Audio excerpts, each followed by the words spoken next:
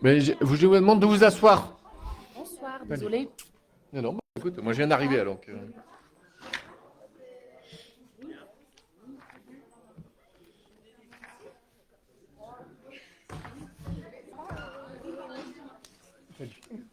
Cyril. Ça va? Oui, ça va bien, merci. Allez,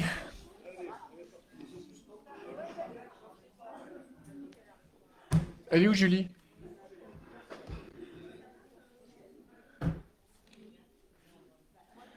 Elle est où Julie?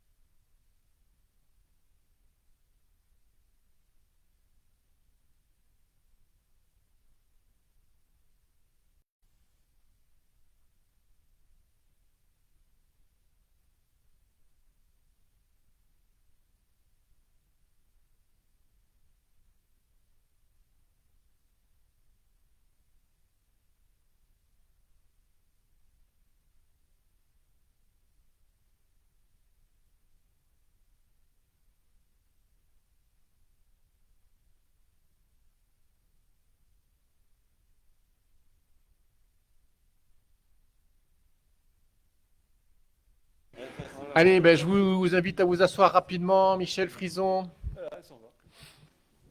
Nous n'avons que 13 délibérations.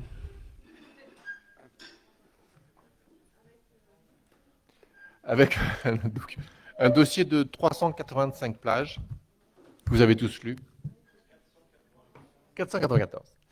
Allez, je vous souhaite la bienvenue, on va y aller directement. Donc, François Roth, c'est. Alors.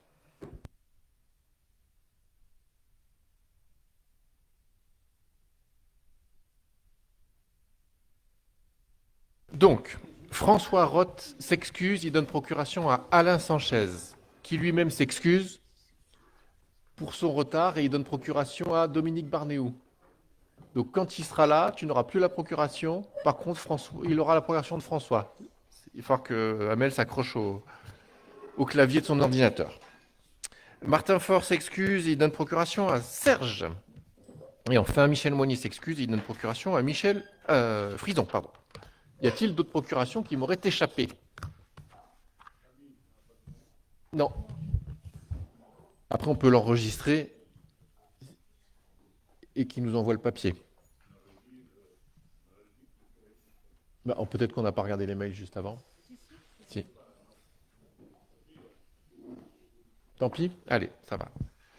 Allez, nous allons élire un ou une secrétaire de séance. Y a-t-il un ou une volontaire? Didier Pluquet a levé la main. Florence, tu poursuis? Allez, Florence. Y a-t-il des avis contraires pour Florence assure le secrétariat? Merci. Vous avez reçu le compte-rendu de notre dernier conseil communautaire qui s'était tenu le 22 mai. Vous l'avez lu. Avez-vous des questions ou des corrections à y apporter?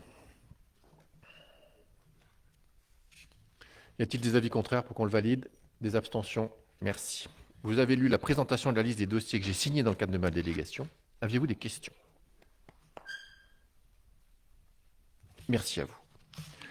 Allez, on va commencer la délibération numéro 1 qui concerne l'admission en non-valeur de créances non éteintes. Ça concerne le budget assainissement et le montant à admettre en non-valeur est, non-valeur, pardon, est de 1 643,66 €. Avez-vous des questions? Y a-t-il des avis contraires? Des abstentions? Merci. La suivante concerne la prolongation d'adhésion à la convention de participation prévoyance du CDG 05. Vous avez lu attentivement. Êtes-vous opposé à cette prolongation? Est-ce qu'il y en a qui s'abstiennent pour cette prolongation? Merci. Ensuite, nous avons une décision de démodificative de crédit numéro 1 sur le budget principal. Et je vais laisser M. Amoura nous en...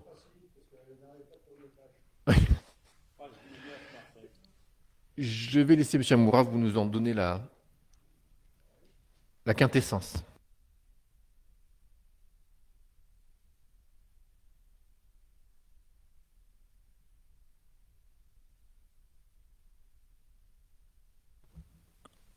Ouais, ça va. Bien, bien, merci.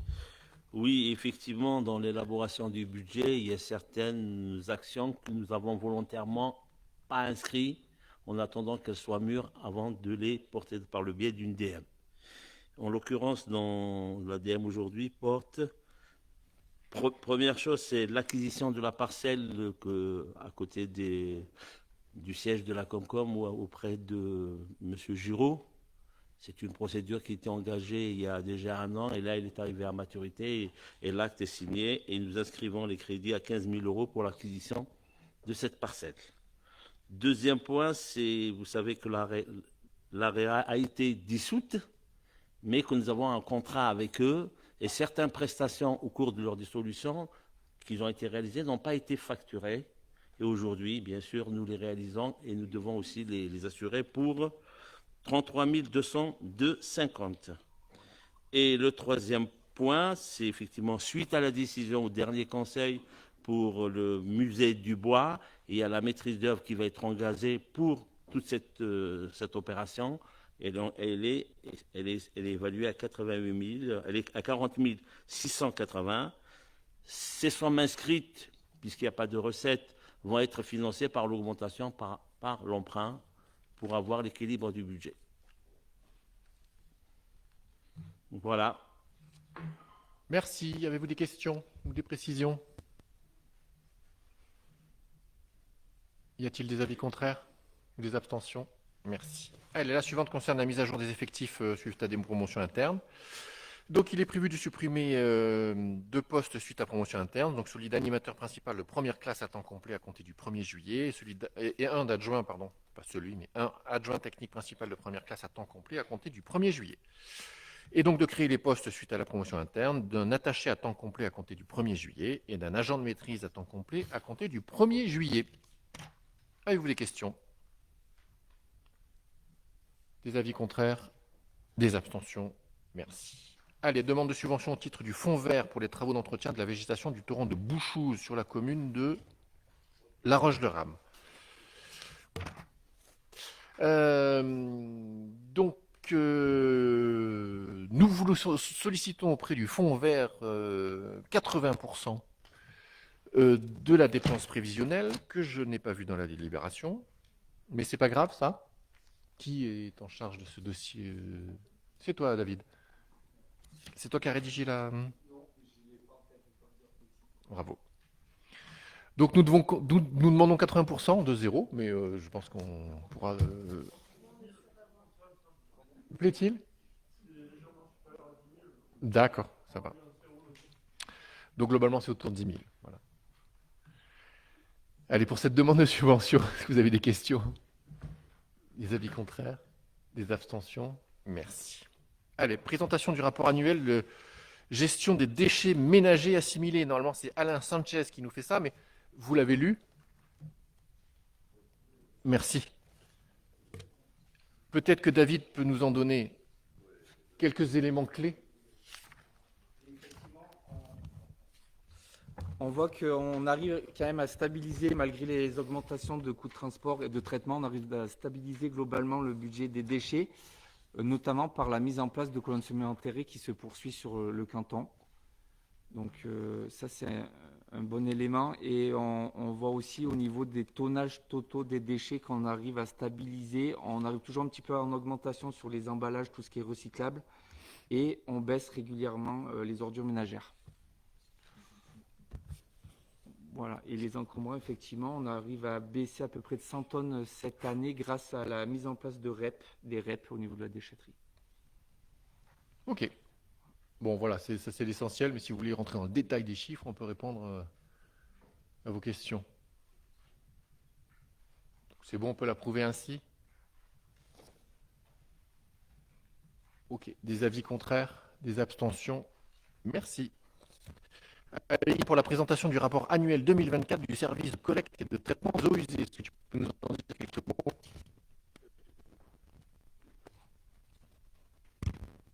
Chaque année, on présente le rapport sur l'ensemble des ouvrages d'épuration.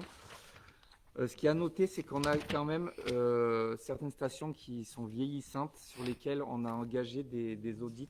Donc on aura des rapports cette année pour améliorer ou changer certains équipements, et notamment sur la station de l'Argentière et de Valouise. Ok. Parfait. Des questions? Des avis contraires? Des abstentions? Merci. Allez, la 9 concerne, c'est notre gros morceau, hein, normalement. Sur le schéma de cohérence territoriale et le nouveau débat sur les orientations du projet d'aménagement stratégique du schéma de cohérence territoriale du Pays des Écrins. Donc Nicolas est avec nous, lui il a une réponse que technique, hein, bien évidemment. Ma première question va lui être destinée, c'est pourquoi nouveau débat? Bonsoir à toutes et à tous. Donc effectivement il y a une nécessité d'avoir un nouveau débat sur le projet d'aménagement stratégique. Vous en avez débattu il y a à peu près 1 an en arrière. Ah, j'ai sauté une délibération visiblement. Ah. Donc c'était trop tôt. Donc la 8, c'est la fixation de la taxe de séjour applicable au 1er janvier 2026.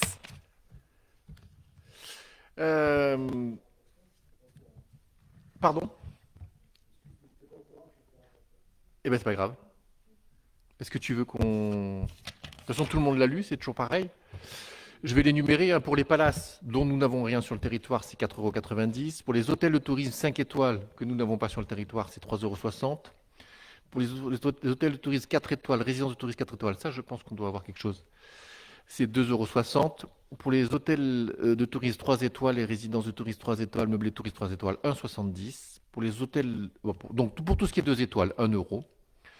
Pour les hôtels de tourisme 1 étoile, résidences de tourisme 1 étoile, meublés de tourisme, village vacances 1, 2 et 3 étoiles, chambre d'hôtes, auberge collective, je ne sais pas trop quelle est la différence, mais c'était 0,80 €. Terrain de camping, terrain de caravanage, pardon. 3, 4 et 5 étoiles, c'est 0,60 €. Et terrain de camping et terrain de caravanage classés 1 et 2 étoiles, c'est 0,20 €. Julie peut nous apporter une précision parce qu'elle a levé le doigt. Mais, oui, ça n'a pas changé, sauf les palaces et les 5 étoiles. Donc voilà, on n'est pas vraiment concerné pour le moment. La part du département, elle est comprise là-dedans? C'est ballot. Non, là, elle n'est pas comprise. Par contre, elle est fixée à 10%. Mais on ne peut pas l'inscrire dans les montants dans la délibération. Mais il y a bien... Ouais, voilà. Oui, ça vient en sus. C'est ça ta question, Marcel? La part départementale vient en plus de ce qu'on vote nous pour nous-mêmes. Bravo. Allez, avez-vous des avis contraires ou des questions, pardon? Des avis contraires? Des abstentions? Merci. Donc, nous allons débattre un nouveau débat sur les orientations et le projet d'aménagement stratégique du schéma de cohérence territoriale. Donc, Nicolas, notre cabinet, qui est présent ici, répondra à des questions uniquement techniques. Et ma première question lui est adressée. Pourquoi nouveau débat, Nicolas? Donc il y a un nouveau débat du PAS par rapport au document que vous avez débattu l'année dernière à peu près la même date. Pour 4 raisons. Tout d'abord, depuis lors, il y a eu une évolution sur le projet de la Haute École du Bois et de la Forêt. C'était un projet important qui était inscrit dans un axe clé du document, et en fait ce projet a évolué, hein, tel qu'il était envisagé à l'époque. Donc on doit modifier le document du PAS, et dès lors qu'on modifie le document du PAS, dès lors qu'on modifie une de ses orientations ou un de ses objectifs un peu clés, vous devez en rediscuter. Premier point. Deuxième point qui est très important également, on a également une actualisation des données démographiques, des taux de croissance démographique qui font que en l'état, on a plutôt une croissance négative qui se confirme, qui implique finalement de revoir à la baisse les ambitions en termes de croissance démographique, et qui ont un impact à la baisse sur le volume de logements. En résumé, on avait prévu 900 logements. Hors Haute École du Bois et de la Forêt, on passe à 800 logements dans la proposition qui vous est faite ce soir au débat. Et la croissance démographique passe de 0,35 à 0,20%. La différence étant ces fameux 100 logements. Et dernier point qui initialement était un des 2 points, j'ai envie de dire, fondateurs, c'est la question de la consommation d'espace. On a changé de méthode de calcul, alors c'est très technique et je vais faire très très simple. En gros, avant, on comptait tout, que ça soit au milieu du village, à côté de l'église ou en dehors du village. Tout était de la consommation d'espace, en résumé. Aujourd'hui, on a changé de méthode après validation avec les services de l'État et en cohérence avec les dispositions réglementaires qui sont sorties depuis lors et plus ou moins en anticipation aussi des évolutions réglementaires qui arrivent. Et donc, pour faire simple, on a défini des enveloppes urbaines. Hein. Vous avez été sollicité pour cela par Marie Anastasiou sur la définition de ces enveloppes. Et on a compté uniquement la consommation d'espace qui était en dehors de ces enveloppes ou qui générait une consommation d'espace avérée de terrain agricole. En gros, si on avait un très gros terrain agricole au milieu de cette enveloppe-là, on l'a compté. Donc, ces 3 points remettent... conduisent à des évolutions à la fois de chiffres, d'ambition démographique et d'ambition de projet. Hein. 2 chiffres, puisque la consommation d'espace telle qu'elle a été corrigée a été revue à la baisse autour de 27 hectares, mais on ne compte pas les mêmes choses. Donc vous avez un tableau dans le PAS en page 26 qui détaille cela, hein, la consommation d'espace commune par commune dans le passé. La Haute École du Bois, c'est l'ambition en termes de projet et également en termes de chiffres, la croissance démographique et le volume de logement que j'ai évoqué tout à l'heure.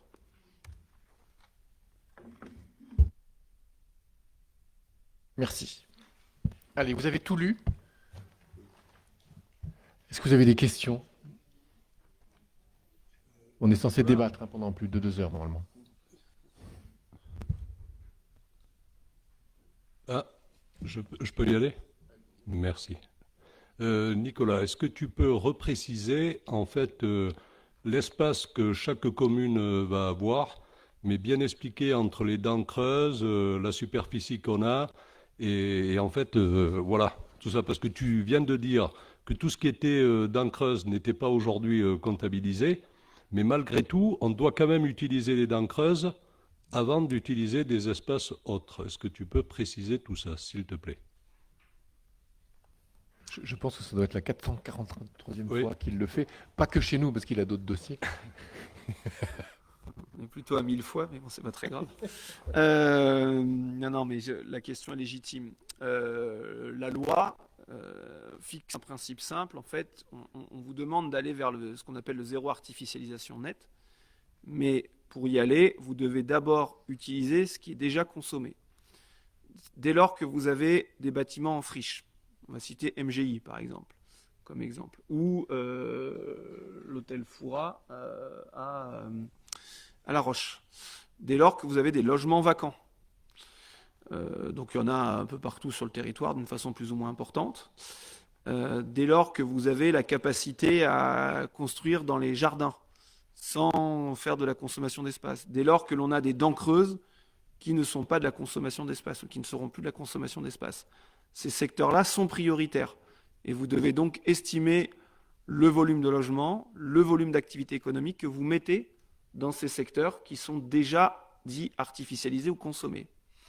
Si l'intégralité de votre projet, donc en l'occurrence les 800 logements tels qu'ils sont prévus aujourd'hui dans le SCOT, rentre dans ces surfaces déjà artificialisées ou consommées, quand bien même le SCOT prévoit une vingtaine d'hectares de terrains constructibles, vous ne pourrez pas les mobiliser puisque tout rentrera en densification et donc dans les espaces déjà urbanisés. Voilà.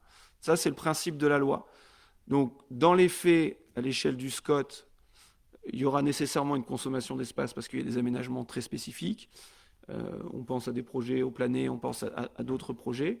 Mais il peut y avoir des communes qui seraient dotées d'un potentiel de densification dans les espaces déjà urbanisés, hein, donc tout ce que je viens de lister, qui feront que ce potentiel étant tellement important que même si le SCOT leur a dit qu'ils pouvaient avoir 1, 2 ou 3 hectares consommés, ils ne pourront pas les mobiliser.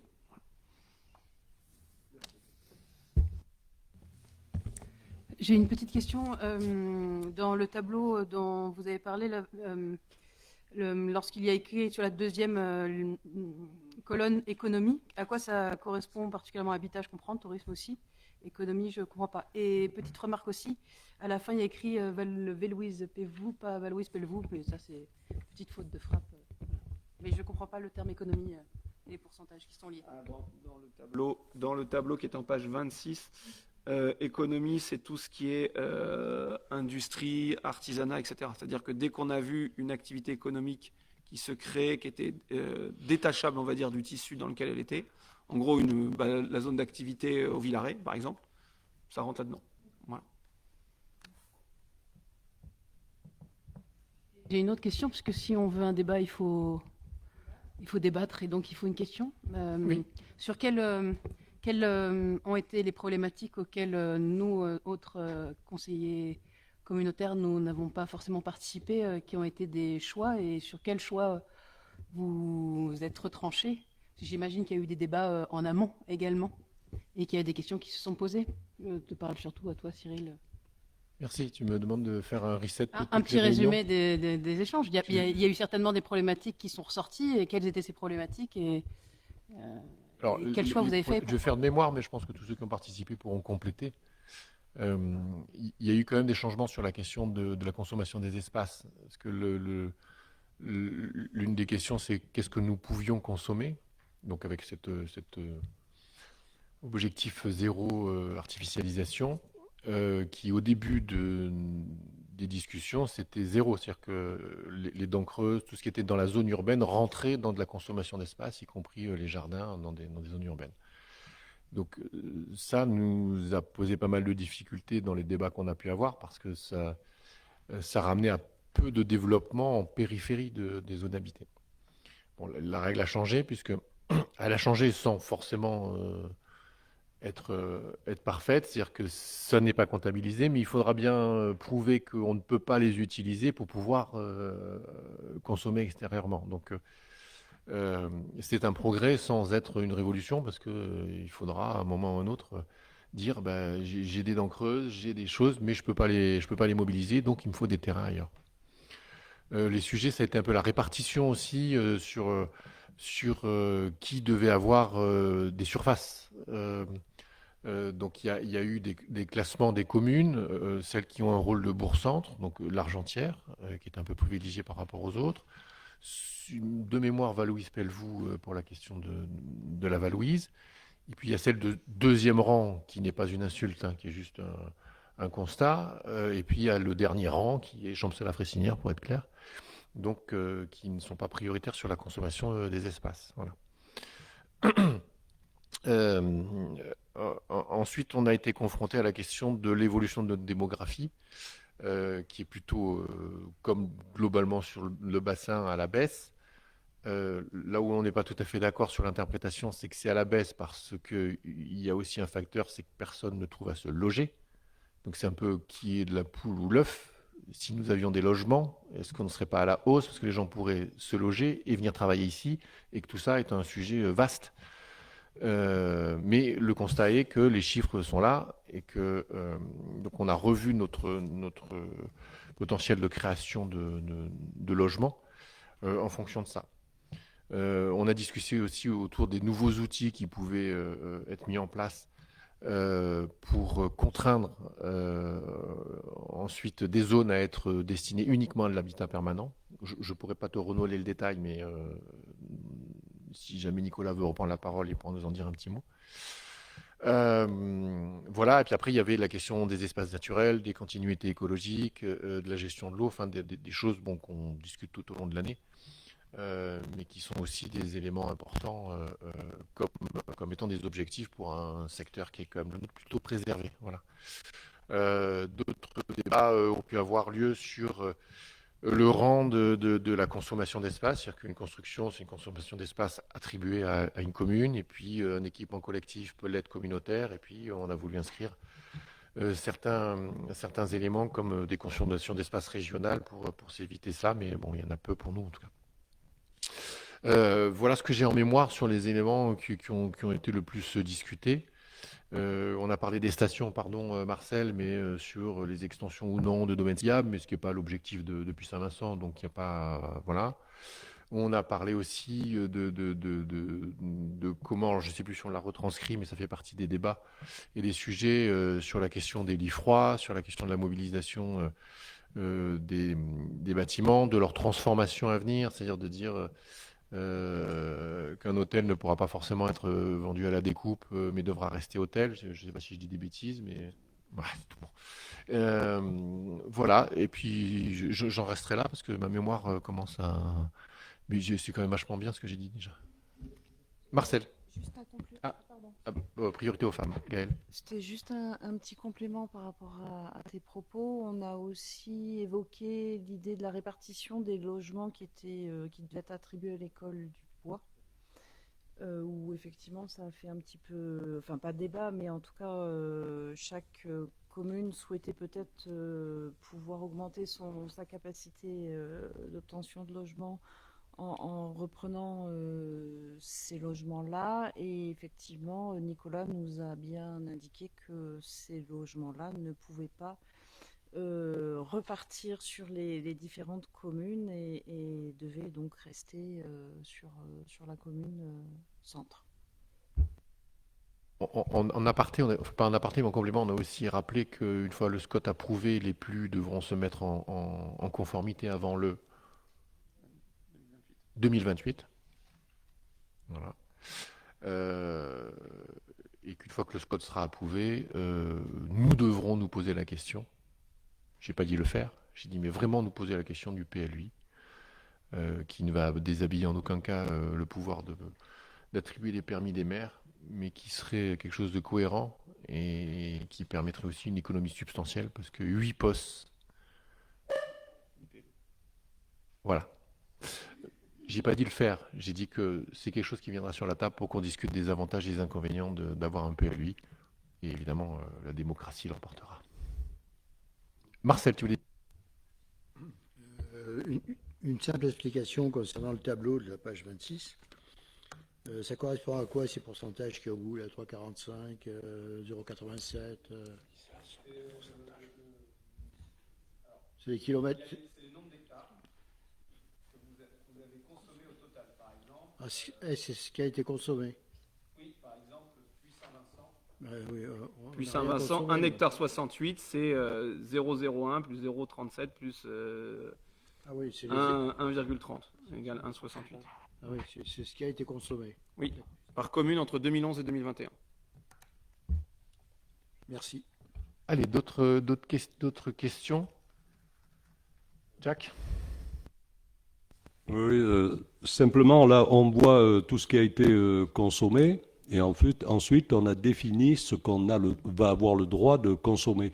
Est-ce que, puisqu'on est en train de débattre, tu peux expliquer comment, en fait, tu es parti du départ de savoir combien on avait consommé et pour savoir combien il reste à consommer en fonction de la répartition de chacun?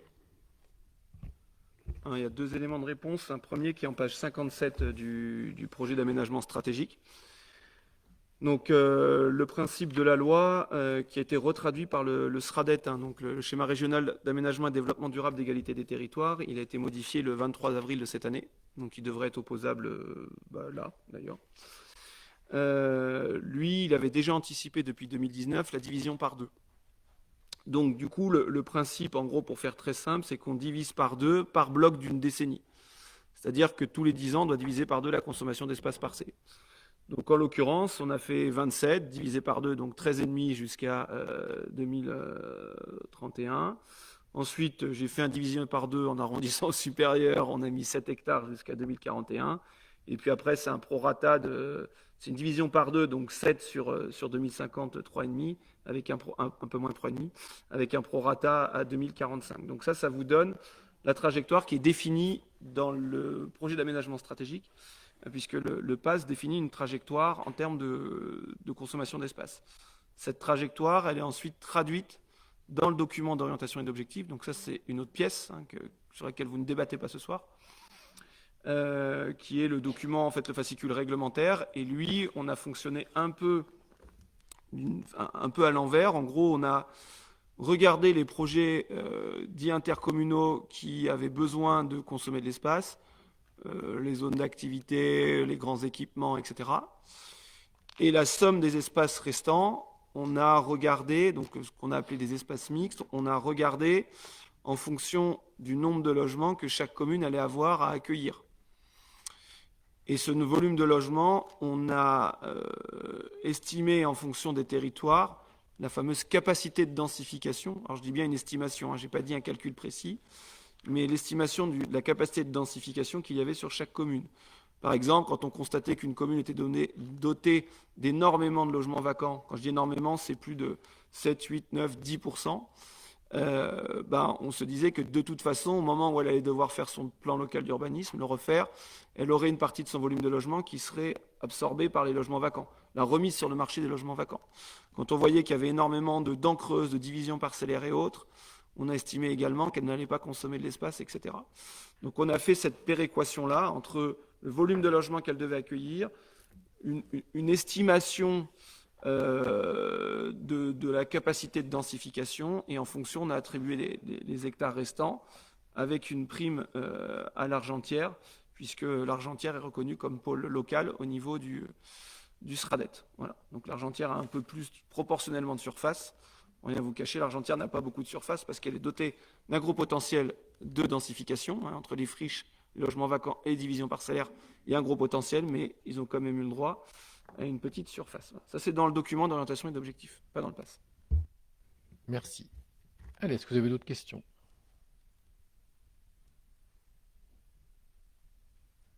Plutôt considérer que le débat est clos.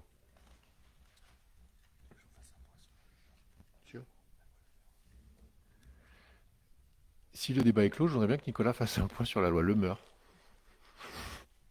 Alors, juste pour rebondir sur ce que disait M. le Président il y a quelques minutes, le document prévoit sur les 800 logements que vous garantissiez au moins 500 logements permanents. Donc on avait du mal à l'écrire, on arrivait à l'écrire, mais sans vraiment avoir des outils très diversifiés auparavant. Mais depuis la loi Lemeur du 19 novembre de l'année dernière, 19 novembre 2024, vous avez la possibilité de mettre en place des servitudes dites de résidence principale, permanente, pardon. Chaque fois, je confonds les deux. Résidence permanente.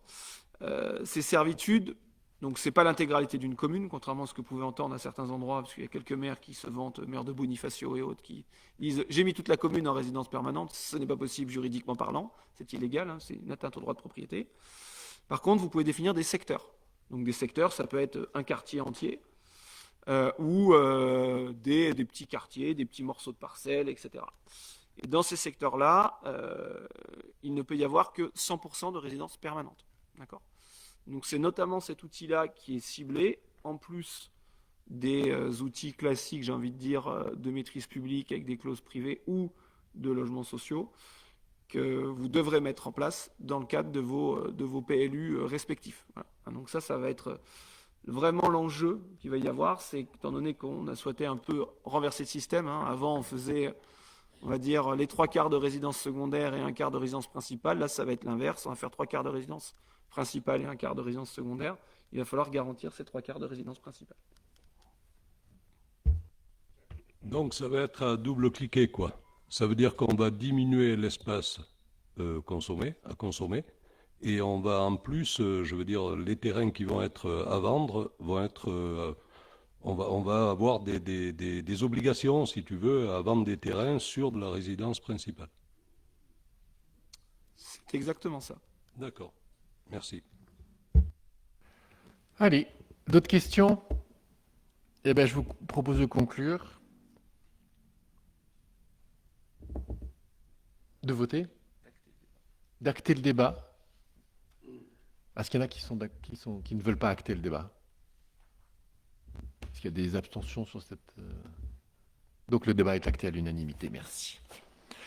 Allez, délibération suivante qui concerne la convention de vente de titres de transport à la mairie de Valois-Pelvoux pour le transport. Du coup, je pense que la mieux placée pour nous présenter la délibération, c'est Madame la vice-présidente déléguée au transport et accessoirement maire de Valois-Pelvoux. Donc en fait oui, ce soir il vous est demandé d'autoriser le président à signer une convention entre la commune de Valois-Pelvoux et la communauté de communes du Pays des Écrins. Pardon, je suis un peu loin, on m'entend pas. Concernant la navette d'entre les aigues, puisque, comme vous le savez certainement, nous n'avions plus de route. Et donc la commune a fait quand même des travaux. On va réussir à réouvrir l'accès voiture, mais c'était incertain. Et ces voitures, c'est carrossable mais pas goudronné, donc il y a quand même des limites à cette ouverture. En revanche, on pourra accueillir quand même du monde. Et donc, au cours du printemps, j'avais demandé en tant que maire à la communauté de communes s'il était possible de mettre en place une navette. Et donc, comme c'est quelque chose qui était, on va dire, en lien aussi avec les intempéries, la commune a souhaité et donc a voté la participation financière pour cette navette. Au même titre que Puy-Saint-Vincent le fait pour les navettes d'hiver, le skibus. Donc là, la commune a voté un engagement à hauteur de 50% pour permettre aux gens depuis Valouise de monter gratuitement entre les aigues. Et ainsi faire le bonheur du refuge des bancs notamment, mais aussi de toutes les personnes qui fréquentent la haute montagne et cette belle vallée. Donc voilà, pour que la communauté de communes soit payée, il va de soi qu'il faut qu'on signe une convention ensemble. Voilà, donc c'est l'objet de la délibération de ce soir. Allez, des questions? Je peux que saluer. Alors, on n'avait pas prévu dans les estibus au départ, cette navette. Tu nous l'as demandé ensuite pour les raisons que tu as expliquées, tout en proposant quasiment immédiatement de prendre en charge financièrement une bonne partie. Donc, Et si jamais je peux compléter, puisqu'en fait on a, comme vous allez pouvoir le voir dans l'écran mag, on a 3 navettes Estibus qui vont tourner cet été. Donc il y a celle qui va auprès de Madame Carl, qui va commencer de 8h le matin jusqu'à 18h le soir. En rotation, soit en rotation jusqu'à la station de Pelvoux, en ligne directe, donc jusqu'à la station de Pelvoux, puis après station près de Madame Carl, soit depuis l'Argentière. Une navette, donc l'Argentière, le lac de la Roche et Fressinière. Donc pareil, qui partira aussi donc ligne normale, je dirais, et ensuite ligne régulière, et ensuite la navette qui fait le crochet par le lac de la Roche. Et donc la dernière qui est la navette pour monter au Vallon d'Entraigue depuis depuis l'Argentière et depuis Valouise, le centre de Valouise, avec un lien forcément avec les navettes régulières de l'Argentière. Et ça, pareil, de 8h à 17h pour ces navettes-là. Ok, merci. Allez, des questions? J'ai juste une question par rapport, c'est pas la délib, mais les lignes 1 et 2, il n'y a rien qu'à changer parce que j'ai eu des appels aujourd'hui, je sais pas, la ligne 2, elle n'était pas là pour aller à La Roche. Et j'ai aussi plusieurs fois des remarques dernièrement des jeunes qui les prennent, comme quoi le chauffeur parfois s'arrêtait pas à l'arrêt alors qu'il y avait du monde qui attendait. On me l'a dit plusieurs fois. Ouais, plutôt vers les Vigneaux, Valouise. Toi aussi, on a dû te le dire, Gilles aussi. Voilà. Ok, c'est noté. Merci de faire remonter. Je sais pas, j'ai pas vérifié, mais je vous redis ce qu'on m'a dit. Juste pour complément, du coup, les navettes sont donc gratuites pour Vallon d'Entraigue, mais sinon à 1 euro pour les deux autres, 1 euro aller, 1 euro retour. Ok, d'autres questions? Des avis contraires? Des abstentions? Merci. Allez, la 11e concerne le règlement d'attribution des aides directes locales de l'opération programmée d'amélioration de l'habitat et de renouvellement urbain, multisite du Pays des Écrins. Je pense que Jacques... Bon, vous êtes déjà tous au courant qu'on a signé donc une convention au PARU. Et là, il y a des règles supplémentaires. et des communes aujourd'hui, qui sont les communes de Puy-Saint-Vincent, de La Roche, de Saint-Martin-de-Querrières et de Val-Louis-Pelvoux, qui s'engagent notamment à abonder des aides complémentaires. Et donc la communauté de communes aujourd'hui, si l'aide de la communauté de communes s'engage à faire l'équivalent d'aide, 1 euro, 1 euro. Donc le président ajoute que donc, ce contrat est fait d'une durée de 3 ans et les collectivités concernées pourront attribuer, à l'inverse des autres, notamment des prises sur les sorties de vacances, sur l'auto-réhabilitation, sur le découpage des maisons logements créés, sur les copropriétés et les changements d'usage. Voilà, donc il faut bien comprendre, hein, vous avez l'OPAERU qui est une règle notamment générale, et là, certaines communes aujourd'hui vont abonder de façon supplémentaire à l'aide, notamment de développement, de ce que je viens de vous dire, notamment au niveau des vacances, de la réhabilitation, du logement créé, des copropriétés, etc. Voilà. Des questions? Ouais, j'ai une question. C'est 27 par commune ou pour toutes les communes? C'est pour les communes. Les 27 primes de sortie de vacances, c'est pour les communes qui sont situées, celles qui sont mais situées. c'est 27 pour l'ensemble des Oui, communes? oui, pour l'ensemble des communes. Ou par... Voilà, pour l'ensemble des communes. Ok, merci. Voilà. Allez, d'autres questions? Des avis contraires? Des abstentions? Merci. Allez, la suivante concerne la convention en faveur du logement des travailleurs saisonniers entre l'État, la commune de l'Argentière-la-Bussée et la commune du Pays des Écrins. Ben, c'est toujours toi, Jacques. Il faut que je trouve la page, parce que là, il y en a tellement de pages. Alors, je crois qu'elle n'y est pas dans le document, parce que moi, je ne tu l'ai as pas. la page? Non, c'est pas la page. Je sais pas. Il y a tellement de pages, dis donc. Alors, hop. Encore?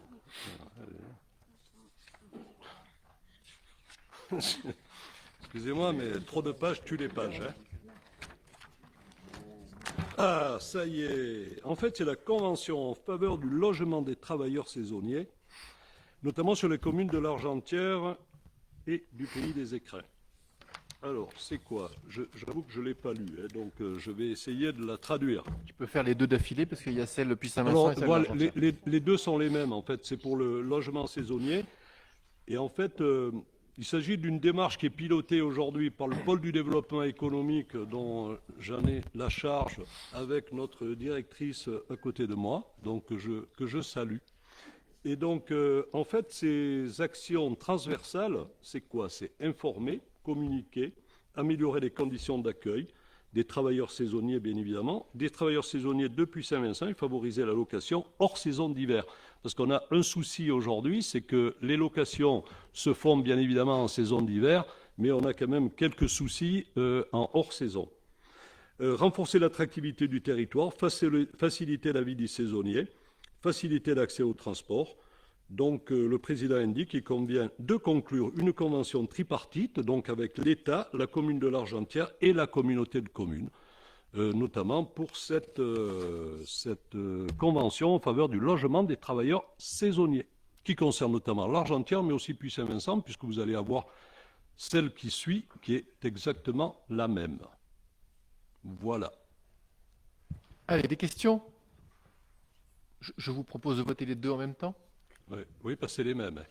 Il peut y avoir un vote différencié. Il y en a un qui peut aimer l'Argentière et pas Puy-Saint-Vincent. Voilà. Ça. Donc, si vous voulez, on peut commencer par une. Et ensuite, on peut refaire. On vote les deux d'un coup. Deux. Allez, sur ces deux délibérations, y a-t-il des avis contraires? Des abstentions? Merci. Eh bien, nous avons épuisé l'ordre du jour. Parfait. Aviez-vous des questions, des remarques avant qu'on se sépare? À ma droite. Si, j'ai une question. Jacques. Merci. On doit mettre des caméras dans les communes. On en est où exactement? Parce que je ne sais plus où on en est au niveau de notre dossier. Eh bien, on vous a sollicité à de multiples reprises pour un rendez-vous sur place et je crois que tu es le seul à ne pas avoir répondu. C'est moi. Mm.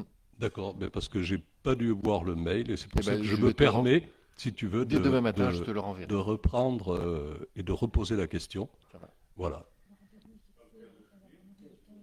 Ah, c'est le 15 juillet. Ah, le 15 juillet, donc je serai absent, malheureusement. Donc je pense que le président, M. Cyril Drujon, sera à même de me remplacer pour le pont de Pour les deux Pallon. communes de Pour Champsalat le pont de Pallon. Et j'aimerais qu'on mette une commune sur la route qui achemine vers Saint-Grépin. Oui, tu nous l'avais Comme déjà ça, nous cernerions vraiment nos deux communes et nous empêcherions tout malfaiteur de pouvoir Prenez les amis venus, des maîtresses et des amants. sur le site. Allez, Voilà. à ma droite, c'était votre dernier mot. À ma gauche, y a-t-il des questions? Marie. Moi, j'aimerais que Jacques reprenne la parole pour nous parler du 8 juillet. Ou Stéphanie.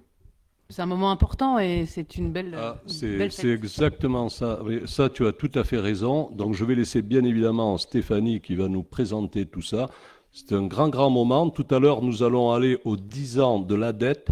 Alors, bien évidemment, nous n'avons pas les mêmes moyens, malheureusement, mais on va faire ça grandeur nature et vous allez voir, le parc va être éliminé, feux d'artifice, bamboula jusqu'à tard dans la nuit. Bon, vas-y, Stéphanie. On est beaucoup plus modeste quand même, Jacques. la dette. On s'appelle pas la dette.